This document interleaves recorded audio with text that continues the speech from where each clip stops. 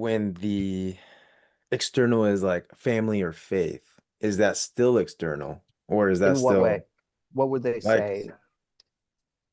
well, yeah, like I'm doing this for like this would be helpful for me to build generational wealth, or it'll allow me to Well, think about the question. So we said, do you feel that this can actually take you from the place where you're in sort of pain, problem, etc., to the place where you can goal, dream, etc.? Yes or no? They say yes, and say, why do you feel that it can take you there? So it's like focused on the program and what about it they feel like logically makes sense. Does that make sense? Rather yeah, than that's like, who are you doing it for? mm, okay. So it's Silverton, I wanted to mention something quickly. Mhm. At the isolate, and Christian can correct me on this, I think you used the word worried against like doing the program.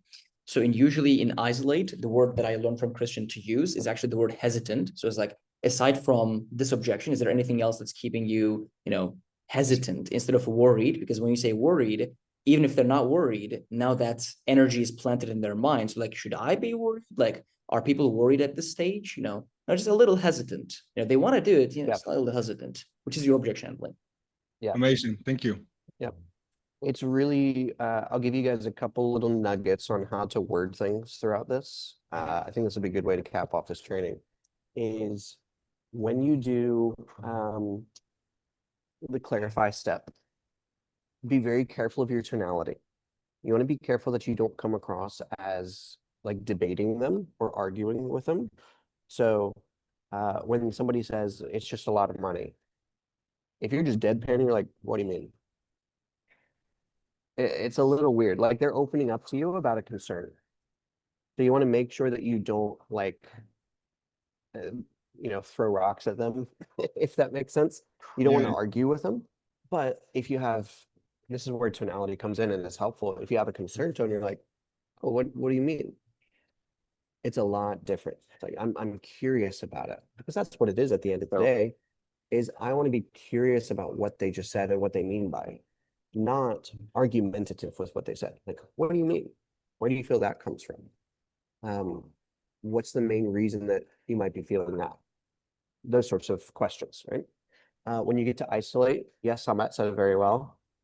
What anything else is causing you to be maybe a little bit hesitant? It's very like maybe a little bit hesitant. It's like very soft language for the reason that I'm at gay. If I tell you to think of a pink elephant, you think of a pink elephant. If I tell you don't think about a pink elephant, you think about a pink elephant. Like it doesn't matter. So you don't want to say words like worried or scared or anything like that. Another verbiage that I sometimes say is that could potentially stop you from starting the program or starting to solve the ABC problem. Could potentially stop you, right? Yes. And then when we get to tie down, do you feel that this can actually take you from the place where insert pain problem to goal solution? Why specifically, or what specifically about everything that we've gone through do you feel makes you feel that it can? It's very program focused. And then on the tie down, scale of 1 to 10, very, very key here is a 10 is not very certain or extremely certain or even 100% certain. A 10 is reasonably certain. Those two words are really key because there's no such thing as 100% certain, right? There really isn't. And so if you frame it as 10 is a 100% certainty that this is exactly the right thing for you, number one, you're probably never going to get a 10 from a prospect, and they're going to distance themselves more from that because that's what they're really worried about. They're not going to tell you that they're a 1 ever, guaranteed. But if you say a 10 out of 10 is 100% certain, they're definitely going to be further from a 10.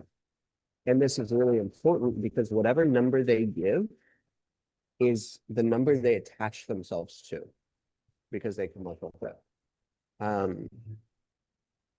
We can talk about this more in another probably discovery session, but when somebody gives a number to something that's hard to measure, like their confidence level or like the intensity of a feeling, they now attach themselves to that number, whatever number they gave. So as much as we can, You want to help this person feel confident, right? So that's why we frame the scale. A 1 is this utterly ridiculous thing. 10 is reasonably certain that this can get you to where you want to go. Where do you feel like you fall? And then almost always, I don't think I've ever really gotten below like a 6 on that. I don't think. Hardly ever below 7. Now, if you're in sales and your income goes up and down like a fucking roller coaster every single month, and it feels like a casino, like you never really know what you're going to make next month, and that anxiety, that stress just gets you, I get that. I have lived that in my entire first year in my career in sales. And I struggled until I figured out that the one skill that I really needed to be successful at sales was adapting my communication and my process to each individual prospect that I ever spoke to. But that took me years and over $1 million invested into coaching and mentorships and learning in order to even figure that out and fully learn it and actually master it. You see, I learned that most average salespeople sell the same exact way to every single person, but the ones who are really successful, the ones who make 30, 40, 50K every month for years on end, actually adapt their process to understand the person who's in front of them and sell to them the way that they want to be sold to. They simply read the person in front of them, they understand how that person thinks, how they buy, how they make decisions, and what they need to hear in order to do so. And they just simply adapt, and it works every single time. That is what we call adaptive selling, and that is a skill that turns every cold lead into a closed deal. And once I figured that out, I kid you not, my income skyrocketed. It doubled month over month for the next year straight. And that skill is why I created the Black Belt Closer. Here's what some of my students have done with this exact approach.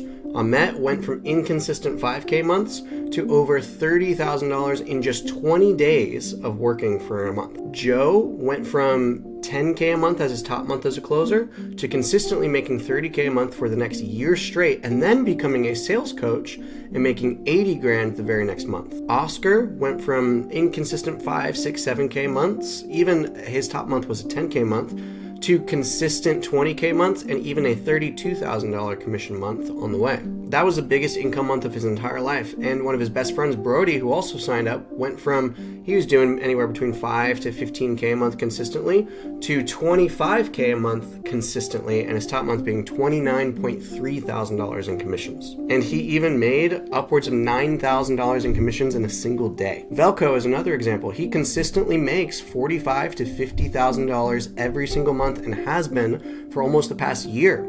Ethan, same thing. He started with zero sales experience. He was brand new, and he went from $0 to $20,000 a month consistently in just a year. And Vince made over $12,300 in commissions in his very first month as a closer, even as a brand new beginner. Renee went from closer to sales manager and even sales director, hitting 20 to 30K months consistently for 6 to 12 months. And these guys and the thousands more that I've coached on this exact adaptive selling system prove that it works. And once you learn it, you can finally stop hoping that the right person just magically shows up on your call, hoping the right person is fed to you like a baby bird from marketing, which, let's be real, can go up and down every single month. You never know what the fuck's gonna happen there. And you can start adapting your process in a way that you know for a fact will work for every single person that you call, every single person that shows up on your meetings, and finally start making consistent money in sales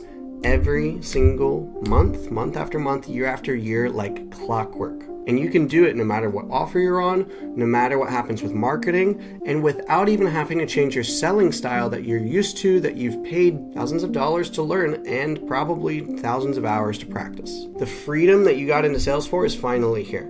Click the link down in the description below in order to see if Black Belt Closer is the right fit for you.